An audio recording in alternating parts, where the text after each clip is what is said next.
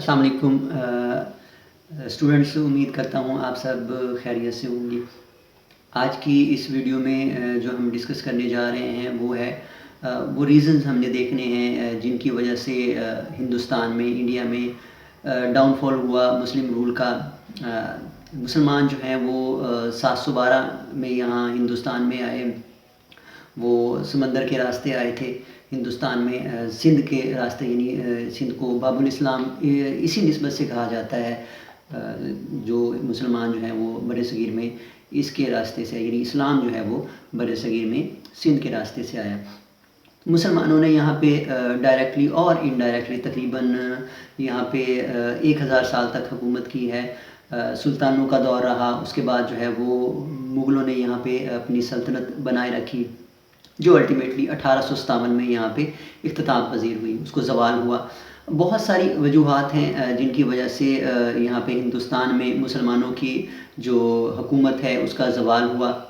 जो सबसे पहली वजह हमें नज़र आती है वो एक प्रोफेशनल मिलिट्री का ना होना है।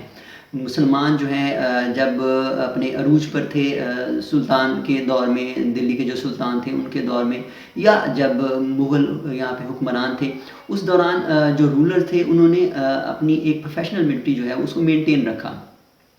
उन्होंने अपनी जो मिलिट्री है उसको नोबल्स पे नहीं छोड़ा, फ्यूडल्स पे नहीं छोड़ा, जागीरदारों पे नहीं छोड़ा। जब 1707 के बाद ऐसा हुआ कि औरंगज़ेब आलमगीर की डेथ के बाद जो भी मुग़ल रूलर आया उसने एक प्रोफेशनल मिलिट्री को बनाने की तरफ तरजीह नहीं दी। सारा का सारा जो है वो मिलिट्री को मेंटेन करना या मिलिट्री के कितने सोल्जर्स होंगे वो फ्यूडल्स पे छोड़ दिया गया, जिस वजह से जो है ब्रिटिशर्स या यूरोपियंस जब यहाँ पे आए हिंदुस्तान में तो उन्होंने आसानी के साथ इस गोल्डन स्पैरो पे कब्ज़ा कर लिया।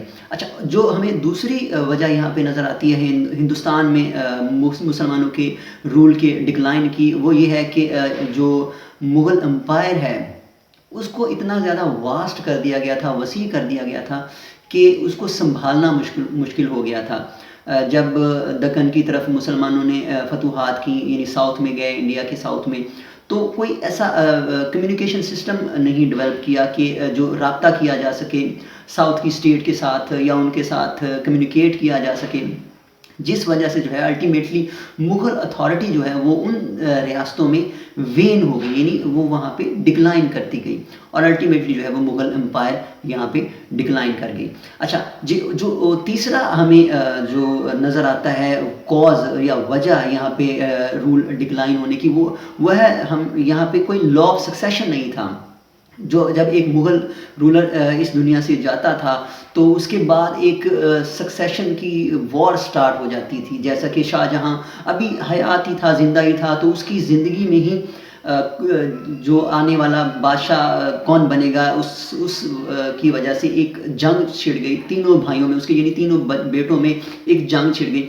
अल्टीमेटली जो है वो औरंगज़ेब आलमगीर ने जो है वो इस जंग को जीता, यानी वो अपने भाइयों के साथ लड़ा और वो जो है जंग जीता।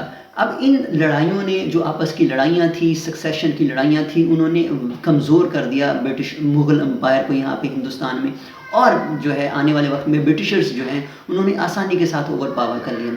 अच्छा, फिर जो हमें चौथी वजह नज़र आती है यहाँ पे, वो मुग़ल रूलर के जो करैक्टर था, किरदार था, वो डिक्लाइन कर गया। 1707 के बाद जितने भी मुग़ल रूलर आए 1857 तक, उनमें वो किरदार नहीं था, उनमें वो फ़ैसले लेने की सलाहियत नहीं थी जो पहले हुक्मरान लिया करते थे। अगर हम दिल्ली सुल्तानेट में देखें तो बलबन जो है वो बेहतरीन फ़ैसले लिया करता था, रियासत के इंटरेस्ट में वो फ़ैसले लिया करता था। अलाउद्दीन खिलजी ने बहुत अच्छे फ़ैसले लिए। उसके बाद मोहम्मद बिन तुगलक आया, उसके बारे में तो ये मशहूर है कि वो अपने वक्त से पहले पैदा हो गया था। तो ये चीज़ें जो हैं वो मैटर करती हैं, किरदार, करैक्टर मैटर करता है किसी भी रूलर का। लेकिन बाद में आने वाले हुक्मरानों में वो किरदार, वो फ़ैसला साजी ना थी, जिस वजह से مغل رول جو ہے وہ یہاں پہ ڈکلائن کر گیا، مسلمانوں کا رول جو ہے وہ یہاں پہ زوال پذیر ہوا۔ اچھا، اس کے بعد ہمیں یہ ایک اور جو وجہ اہم نظر آتی ہے وہ نیوی کی طرف توجہ نہ دینا۔ نیول پاور جو ہے وہ بہت میٹر کر رہی تھی اس عرصے میں، جتنی بھی یورپین پاورز آ رہی تھیں وہ سمندر کے راستے بر صغیر میں داخل ہو رہی تھیں۔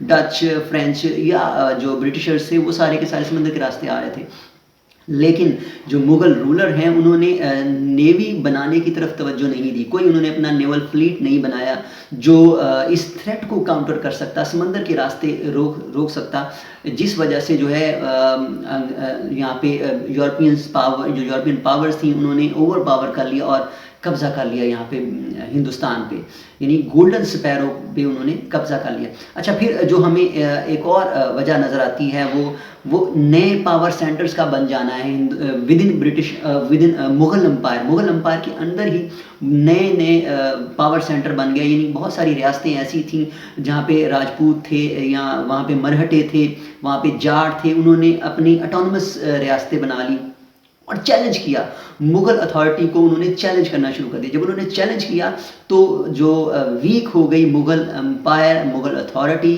ہندوستان کے اندر۔